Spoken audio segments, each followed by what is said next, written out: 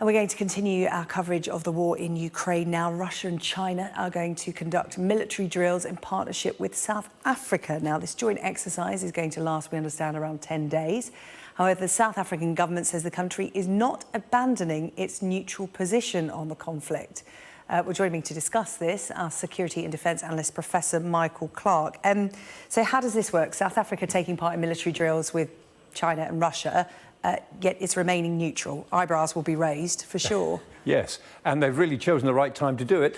There they are in the United Nations, we expect later on today, sticking with their neutrality, not committing themselves to condemning Russia. And on the very day that is the anniversary, the first anniversary of the war, they're about to conduct military drills with Chinese and Russian ships. This is the ship that everyone's interested in. This is the Admiral Gorshkov, the Russian ship, the Russian frigate, which is the flagship of their frigate force, carries the Zircon missile, the hypersonic missile, which President Putin was only boasting about again this morning.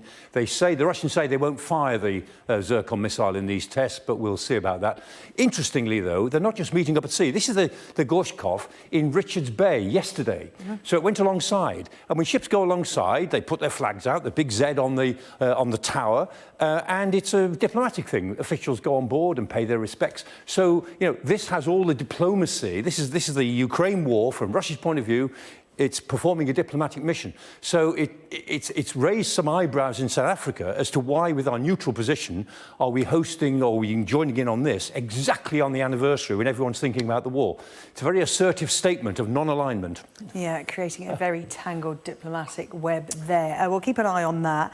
In the meantime, let's talk about ammunition. Ukraine saying they need more, you know, the Western allies saying that they need to supply more, but there's difficulties all over the place with this in terms of stocks of it and creating more. Yes.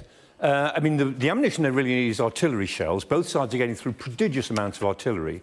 The Ukrainians are firing off about 5,000 shells a day, most days. The Russians more than twice that. And the artillery they normally use is the 152mm is the old Soviet artillery. That's what the Russians use. The Ukrainians had a lot of that, but they've moved to NATO standard artillery, the 155s, slightly bigger. And we've chosen this photograph of the 155s here because it shows it can get very old and it still works. I mean, some of this stuff was produced in the 1980s, but if it's properly stored, it still works. If it's not properly stored, there'll be a lot of duds. But the whole point about artillery is it's very basic stuff.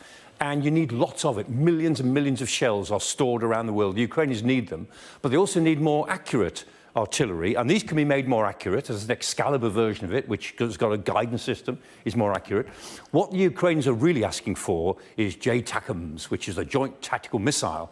And these are missiles that can be fired from multiple launch rocket systems, which they have got.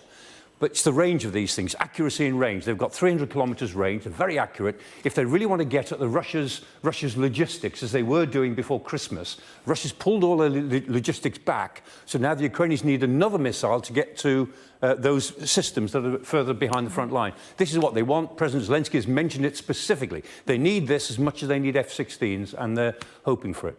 And then there's some improvisations. There's a wonderful thing called the ground-launched small-diameter bomb. And it's a lot of bombs that Boeing produced, had a lot of spares, a lot of missiles that Saab produced. They put them together. It's cheap, it's accurate. It hasn't been used yet, but the Americans have said, yes, we're putting this onto the battlefield. It hasn't been tested anywhere else. And the Ukrainians will get that in a few months' time. And again, it can be launched from a multiple launch rocket system. Accuracy is what they want.